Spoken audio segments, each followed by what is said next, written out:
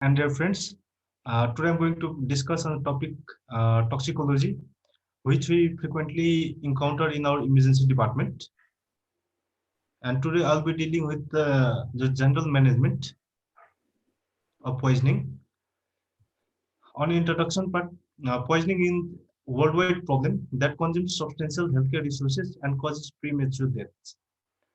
And there is severe burden of serious poisoning is carried by developed world, and poisoning related morbidity and mortality are significant public health concern.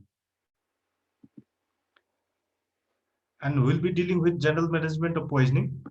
And the first part is the resuscitation. जुन पनि patient हाम्रो इमर्जेन्सीमा आउँदा हामी चाहिँ attend गर्दा चाहिँ हामी रिसोसिटेसनबाट पनि स्टार्ट गर्छौँ। त्यसमा सबभन्दा पहिले चाहिँ हामी चाहिँ एबिसी म्यानेजमेन्ट गर्छौँ, that is airway, breathing and circulation. Airway ठिक छ कि छैन, ब्रिथिङ प्याटर्न कस्तो छ, अनि सर्कुलेसन उसको कस्तो छ, भाइटल्स भन्दा कस्तो छ, स्टेबल छ कि छैन। अब त्यसको अर्को कम्प्लेन्ट आउँछ एन्टिडोट।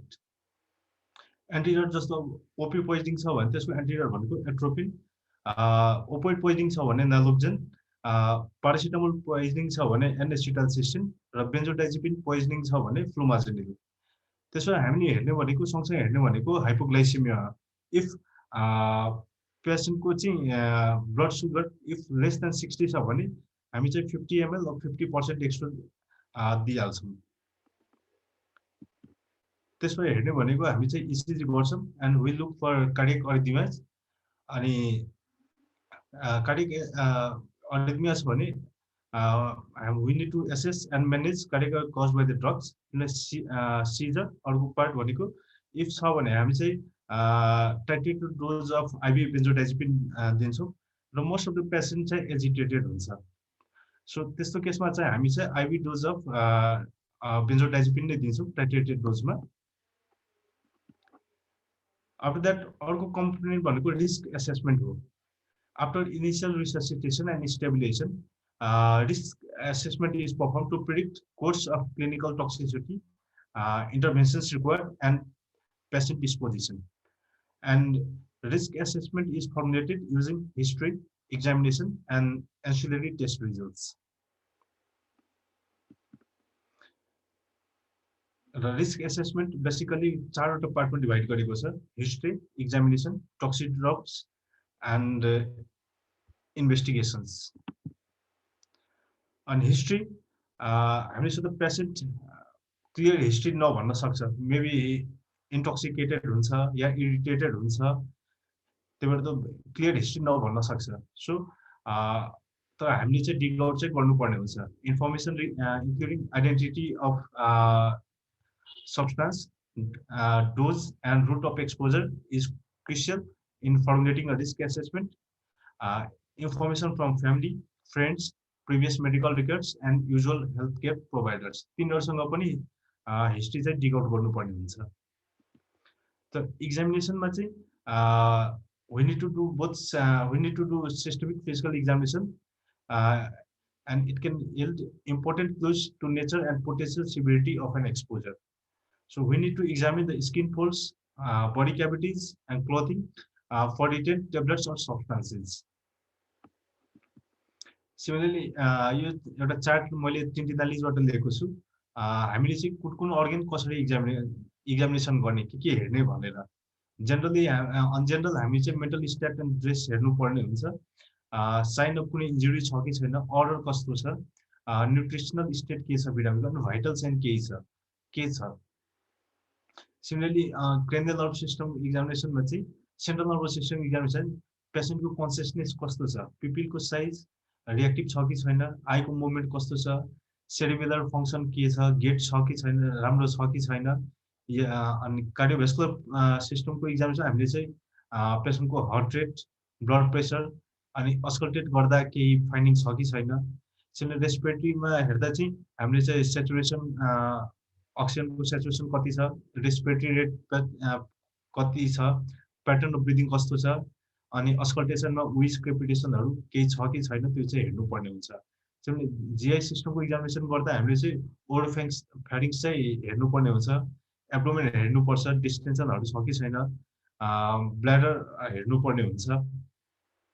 त्यसैले पेरिफेरल नर्भस सिस्टमको इक्जामिनेसन हामी चाहिँ सुपरफिसियल र डिप रिफ्लेक्सेस सब हेर्नुपर्ने हुन्छ। त्यसैले मसलको टोन कस्तो छ, फेसिकुलेसन प्रेजेन्ट छ कि छैन, ट्रेमर छ कि छैन, क्लोनसमा छ कि छैन पेसेन्ट। त्यसैले नर्मल इक्जामिनेसन गर्दा या पेरिफेरल इक्जामिनेसन गर्दा हामीले चाहिँ बडीमा कतै ब्रिजिङ छ कि छैन, साइनोसिसको फिचर छ कि छैन, पेसेन्टमा फ्लसिङ छ कि छैन, स्किन कस्तो छ, ड्राई छ कि मोइस्ट छ, कहिले इन्जेक्सन साइटहरू कतै छ कि या एनी सर्ट अफ बुल्लाहरू केही छ कि, त्यो एटलिस्ट यति कुरा चाहिँ हामीले चाहिँ हेर्नुपर्ने हुन्छ।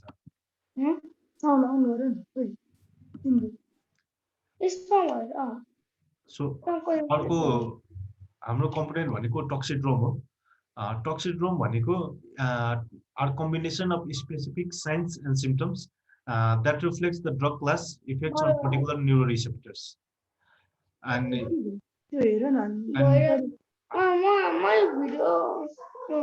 management strategies are often determined by toxidromes. And the commonly available toxidromes भनेको हाम्रो सेटअपमा चाहिँ एउटा चाहिँ एन्टिकोलिनर्जिक हो। एक्जाम्पल भनेको एट्रोपिन, धतुरा, अझै भनेको एन्टिहिस्टामिनिक, एन्टिसाइकोटिक्स। अनि यो लिएको पेसेन्ट युजुअली चाहिँ तपाईँको अल्टर मेन्टल स्ट्याटसमा हुन्छ, माइड्राइसिस हुन्छ, ड्राई स्किन हुन्छ, युरिनरी रिटेन्सन, डिक्रिज मोल साउन्ड, हाइपरथर्मिया, म्युकस मेम्ब्रेनहरू चाहिँ ड्राई हुन्छ। या पेसेन्ट चाहिँ सिज या अरिथमिया या रेप्टोमाइलाइसिस लिएर पनि प्रेजेन्ट गर्न सक्छ। अर्को भनेको कोलिनर्जिक हो, जुन हामी एकदम फ्रिक्वेन्टली भेटिरहन्छ, द्याट इज अर्गेनोफोस्फेट एन्ड कार्बामेटको पोइजनिङ। र युजुअली पेसेन्ट चाहिँ यसमा चाहिँ salivation, lacrimation, diaphoresis, vomiting, urination, defecation, bronchorrhoea, muscle fasciculation र विकनेस लिएर चाहिँ प्रेजेन्ट गर्न सक्छ। र मायोसिस या माइड्राइसिस दुईटै हुन सक्छ, या ब्रेडिकार्डिया या patient may present with seizure. र अर्को इम्पोर्टेन्ट भनेको इथेनोलोरिक हो, भनेको इथेनोल अल्कोहलको इन्टोक्सिकेसन। र पेसेन्ट युजुअली चाहिँ सिएनएस डिप्रेसन, एटेक्सिया, डिसार्थ्रिया या अर्डर अफ इथेनोल लिएर चाहिँ प्रेजेन्ट गरिरहन्छ। अर्को इम्पोर्टेन्ट कम्पोनेन्ट भनेको एक्स्ट्रापिरामिडल सिम्पटम ड्रगहरू लिएर आइरहेको हुन्छ, जस्तो कि रेस्पेरिडोन, हेलोपेरिडोल, फेनोथायाजाइन।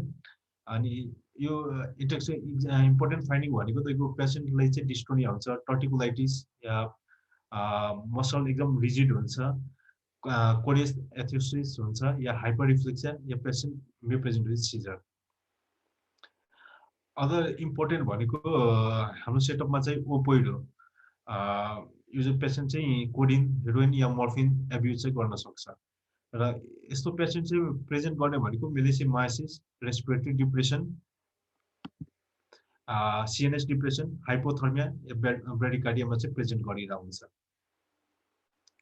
र अर्को इम्पोर्टेन्ट भनेको सेरोटोनिन हो, जुन फ्रिक्वेन्टली साइकेट्रिकमा प्रिस्क्राइब भइरहेको हुन्छ, एसएसआरआई, माओ इन्हिबिटर, टिसिए, एम्फिटामिन्स।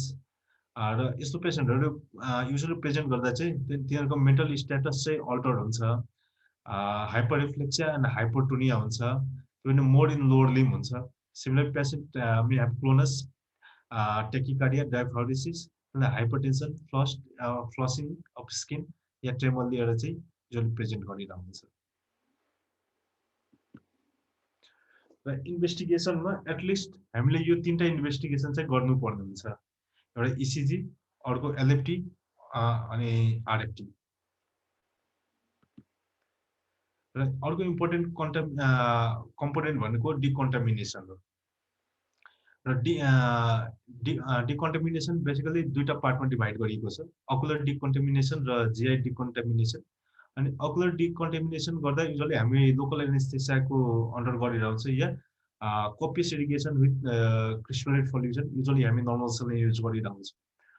त्यस्तै जिआई डिकन्टामिनेसनमा तीनटा कम्पोनेन्ट छ, emesis, orogastric lavage, activated charcoal. Emesis चाहिँ there is no role for induction of emesis in emergency department, हामी युजुअली गर्दैनौँ। अर्को भनेको orogastric lavage, activated charcoal. Orogastric lavage इसको इन्डिकेसन हो consider for ingestion of life threatening substance ingested within last 1 hour र contraindication भनेको if पेसेन्टले कोरोसिभ yeah hydrocarbon ingest गरेको छ या सपोर्टिभ केयरमा छ या प्रोटेक्टेड एयरवे छ या अनस्टेबल रिक्वायरिङ फर्दर रिससिटेसन त्यस्तो केसहरू छ भने हामी चाहिँ गर्दैनौँ। अनि कम्प्लिकेसन भनेको ओरोगेस्ट्रिक लेभल्सको कम्प्लिकेसन भनेको aspiration pneumonia, water इन्टोक्सिकेसन, hypothermia, laryngospasm, and it may cause mechanical injury to gastrointestinal tract. So, activated charcoal. Usually, हामीले activated charcoal दिँदा चाहिँ 1 gram per kg orally in children र adult चाहिँ maximum 50 gram दिन मिल्छ। र यसको indication भनेको ingestion within the previous hour of toxic substance known to be absorbed, where benefit of administration are just to outweigh the risk. So benefit र risk दुईटै हेरेर दिने हो यो। यसको contra indication भनेको त non toxic injection छ भने toxin not absorbed by activated charcoal, unprotected airway छ भने and possibility of GI upper GI perforation छ भने यसको पनि कम्प्लिकेसन भनेको तपाईको vomiting, aspiration of activated charcoal and impaired absorption of orally administered antidotes. र WHO ले चाहिँ सर्टेन कलर कोडिङ गरेको रहेछ कुन लेभलको टक्सिसिटी छ भने इफ कलर जस्तो रेड कलरको छ भने we need to think that the poison is extremely toxic, usually zinc phosphide, ethyl mercuric acetate. Yellow level छ भने हाइली टक्सिक हुन्छ जस्तो कि इन्डोसल्फान, कार्बारिल, क्विनोलफोस। त्यो ब्लू लेभल छ भने moderately toxic, malathion, thiram glyphosate and others. तिमीलाई ग्रीन लेभल छ भने स्लाइटली टक्सिक हुन्छ जस्तो कि म्यानकोजेब, अक्सिफ्लोरोफेन अनि mosquito repellent oils and liquids and most other अरु commonly used insecticideहरु तिनीहरु चाहिँ ग्रीन लेभलमै पर्छ। अनि मेरो रेफरेन्स भनेको टिन्टिनेलिज हो 9th एडिसन। र अझ एउटा इम्पोर्टेन्ट कुरा गर्नु पर्दा चाहिँ डिकन्टामिनेसनमा चाहिँ हामी जुन ओरोगेस्ट्रिक लेभल्स या एक्टिभेटेड चार्कोल युज गरेर हुन्छौं त्यो चाहिँ जस्ट डिबेटको कुरा मात्र रहेछ। म डिफरेन्ट स्टडीहरु पनि हेरे खासै आउटकममा चाहिँ खासै फरक रहेनछ। वेदर हामीले चाहिँ लेभल्स गर्यौं या गरेनौं भने पनि एनसीबीआई को 2019 को गाइडलाइन हेरे थिए त्यसमा केही सिग्निफिकेन्ट चेन्जेस छैन। सो गरे पनि हुन्छ नगरे पनि खासै फरक पर्दैन।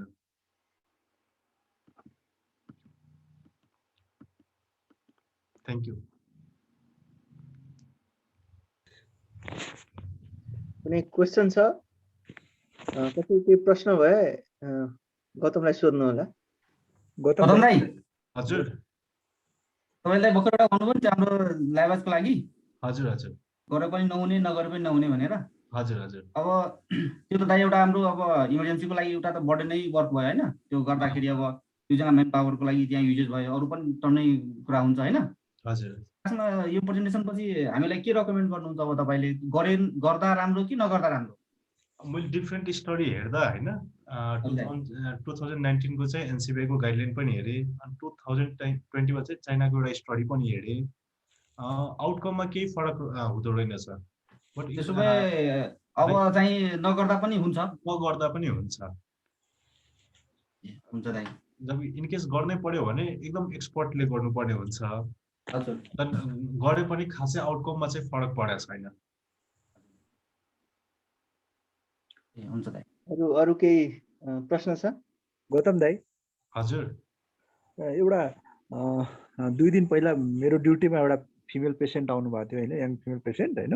अनि उहाँको हिस्ट्री चाहिँ हिजो आउनु भएको थियो, हिजो दिउँसोतिर। एक दिन पहिला चाहिँ अब इन्जेक्सन अफ एलिक हिस्ट्री नै छ, इन्जेक्सन अफ सब्सटेन्स भनेर हैन। अनि उहाँको मोबाइलमा एउटा फोटो खिचेर ल्याउनु भएको थियो। त्यसमा अब के नाम थियो र तल चाहिँ के अरे इन्सेक्टिसाइड भनेर लेखिरहेको थियो होइन। हजुर अनि त्यसको लागि उहाँ त्यो उता के अरे धादिङ कि कतातिरबाट आउनुभएको थियो। त्यसपछि पिएचसीमा जानुभयो। उतातिर अब उहाँ डकुमेन्टमा चाहिँ ग्यास्ट्रिक लाभाज र एक्टिभेटेड चारकोल भनेर गरेको थियो। अनि बेलुकातिर बिरामी घर गए भन्नाले केही पनि छैन भनेर घर जानुभयो। भोलिपल्ट बिहान पेसेन्टलाई एक एपिसोड भोमिटिङ भयो। त्यसपछि आउनु भएको थियो हस्पिटल होइन। अब त्यस्तो बेलामा हेर्दाखेरि अब पेसेन्ट चाहिँ कम्फोर्टेबल थियो होइन।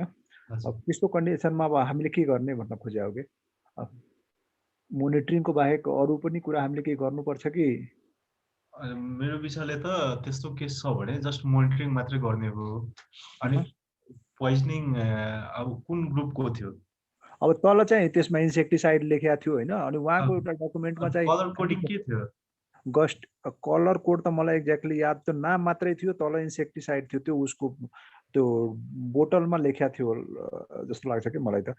अनि अब उता एट्रोपिनाइजेसनहरू त्यस्तो गरेको त्यो डकुमेन्टमा चाहिँ मैले भेटिनँ होइन। त्यही भएर अब फेरि अब हिस्ट्री अनुसारले 24 आवर क्रस भएको रहेछ होइन। अब त्यो बेला अब एट्रोपिनाइजेसन गर्नुको केही ऊ छ कि छैन भन्नुको। 24 आवर भइसकेको छ भने अब खासै मलाई पनि त्यसको आइडिया भएन। यस्तो यसमा म कुरा राख्छु।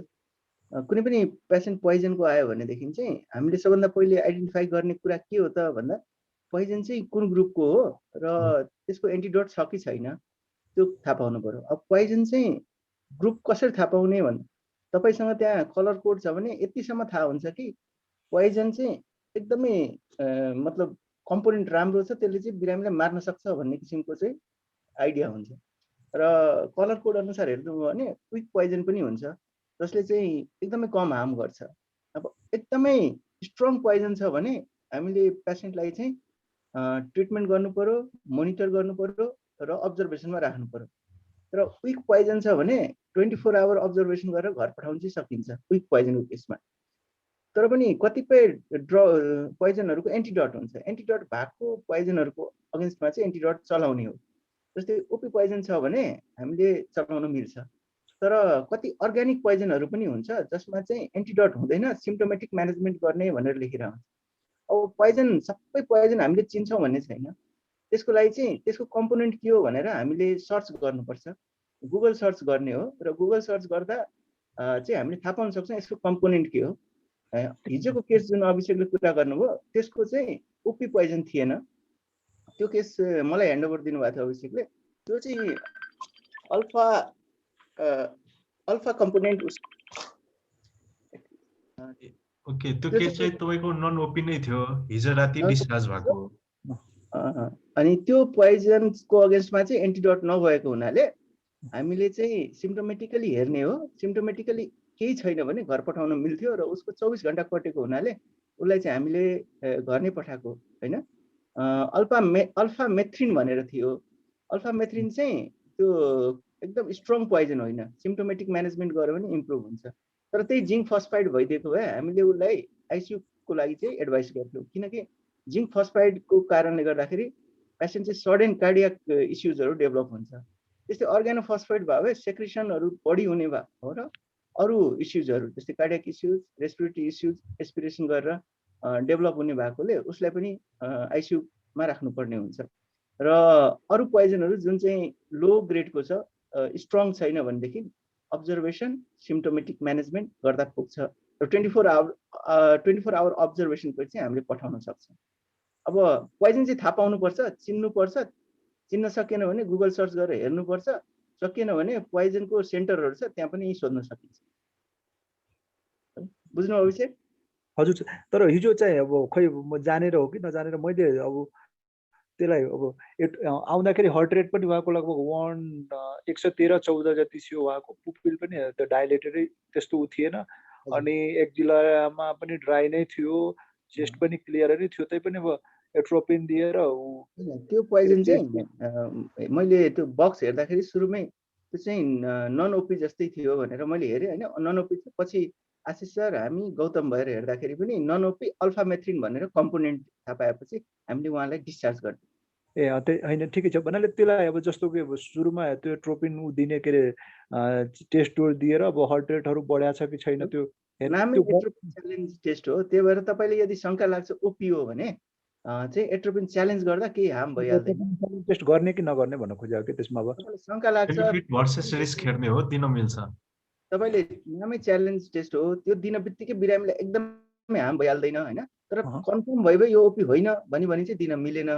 तपाईँ डाउटफुल हुनुहुन्छ, कतै पनि भेट्नु भएन, पोइजन के हो, शङ्का चाहिँ ओपी लागिरहेछ, सेक्रेसनहरू भइरहेछ, पुपिल कन्स्ट्रिक्टेड छ भने त्यति बेला चाहिँ एट्रोपिन च्यालेन्ज टेस्ट चाहिँ गर्नुपर्छ। एट्रोपिन च्यालेन्ज टेस्ट गर्दा हार्ट रेट बढेन भने हामीले एट्रोपिन थप्दै जाने, पुपिल त्यसपछि रियाक्सन आउँछ होइन, त्यसको अप्टिमाइजेसन हुन थाल्छ।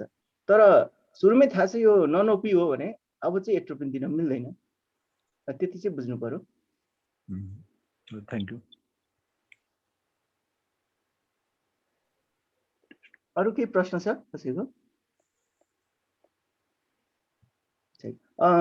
एक दुईवटा कुरा जस्तै अब ग्यास्ट्रिक लाभाज गर्ने कि नगर्ने भन्दा हामीले चाहिँ दुई तिनवटा कुरा हेर्नुपर्छ।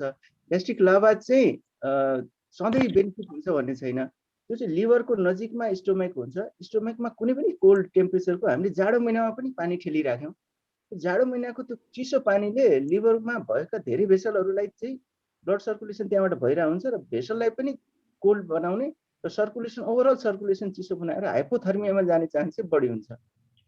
त्यसकारण कोल्ड पानी चाहिँ पठाउनु भएन होइन, त्यहाँनिर चाहिँ एकदमै ध्यान दिनु पर्यो। टेम्परेचर मेन्टेन टेम्परेचरको पानी पठाएर अनि ग्यास्ट्रिक लाभाज गर्न सकिन्छ। तर आउटकम हेर्दा त्यसको बेनिफिट कम भएको हुनाले हाम्रो म्यान पावर युज गरेर बेनिफिट नहुने काम किन गर्ने भनेर बुझ्नु पर्यो।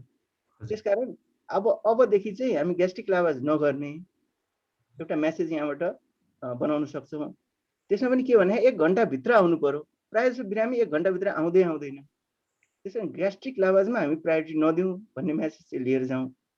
दोस्रो, चारकोलमा पनि हामीले टाइम बिरामीलाई चारकोल एनजी हालेर एउटा भनौँ न कन्सियस भएको बिरामीलाई एनजी हाल्न कति गाह्रो छ, त्यसपछि उसलाई एनजी हालिसकेपछि पनि इरिटेबल हुन्छ, झिक्न खोज्छ। त्यस्तोमा एनजी हाल्नुभन्दा आजकल चारकोलको क्याप्सुल पनि पाउँछ। त्यो क्याप्सुल भित्र गएपछि डिजल्भ हुन्छ, चारकोल चाहिँ स्टोमकमा रहन्छ। अब त्यस्तो किसिमको क्याप्सुल 16 देखि 20 वटा खानुपर्ने हुन्छ। हाम्रो 50 mg को चाहियो हैन, चारकोल 50 ग्राम हो कि भनौँ गौतम, 50 ग्राम थियो। त्यसकारणले करिब 24 वटा जस्तो क्याप्सुल खानुपर्छ। अनि त्यो 24 वटा क्याप्सुल उसले ओरली खान सक्छ कन्सियस छ भने बिरामी। त्यसकारण हामी चाहिँ के प्रिफर गरौँ भने हाम्रो वर्कलोड कम हुने, आउटकम राम्रो आउने प्रिफर गरौँ। त्यसकारण अबदेखि चारकोल चाहिँ एनजीबाट हाल्नुको सट्टा क्याप्सुल किनेर ल्याउन लाएर खुवाउन लाउँ। चारकोल चाहिँ हाम्रो मार्केटमा एभाइलेबल रहेछ, अस्ति मगाएको पाइयो। त्यसकारण चारकोल क्याप्सुलमा खुवाउँ, एनजी इन्सर्ट नगरौँ र ग्यास्ट्रिक लाभाज पनि नगरौँ। यदि गर्ने नै भए पनि एक्सपर्टाइज तरिकाले गरौँ। कोल्ड टेम्परेचर मेन्टेन भएको फ्लुइड दिउँ अनि त्यसपछि एस्पिरेट गरौँ। 1 घन्टाभित्र छ भने गरौँ, 1 घन्टा कट्या छ भने धेरै स्ट्रगल नगरौँ त्यसमा चाहिँ। र म्यान पावरको सर्टेज छ भने गर्दै नगरौँ, किनकि आउटकम केही पनि बेनिफिट छैन भनेर डिफ्रेन्ट स्टडीले देखाइरहेको बेलामा गर्नुको कुनै औचित्य छैन। त्यसकारण आज चाहिँ दुईटा मेसेज चाहिँ सायद गौतमको प्रेजेन्टेसनबाट हामी डेलिभर गर्न सक्छौँ। एउटा चाहिँ ग्यास्ट्रिक लाभाज नगरौँ, चारकोल क्याप्सुलमा दिउँ, पोइजन चिन्ह कलर कोड युज गरौँ र बिरामीको म्यानेजमेन्ट सिम्प्टोमेटिक छ भने एन्टिडट युज गरौँ। होइन त गौतम, यति नै होइन? हजुर। आशिष सर केही थपेर क्लोज गरिदिनुहुन्छ कि?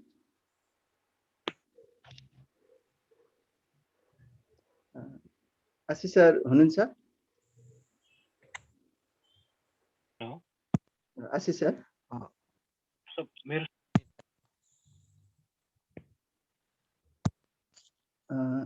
आशिष सर म रिक्वेस्ट गर्न सक्छु? सर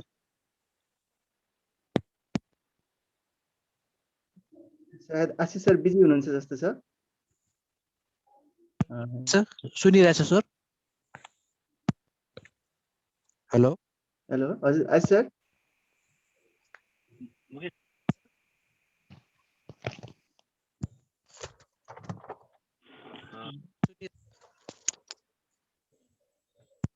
हेलो हेलो हजुर आशिष सर हुनुहुन्छ? हेलो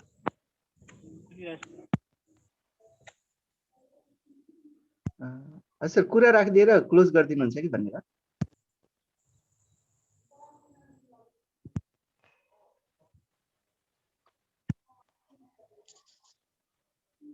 सुनिरहेछ? हजुर ओके सो है अघि अभिषेकले क्वेसनमा केही शङ्का लाग्यो छ भने टेस्ट डोज दिने अनि उसको रेस्पोन्स हेरिकन दिने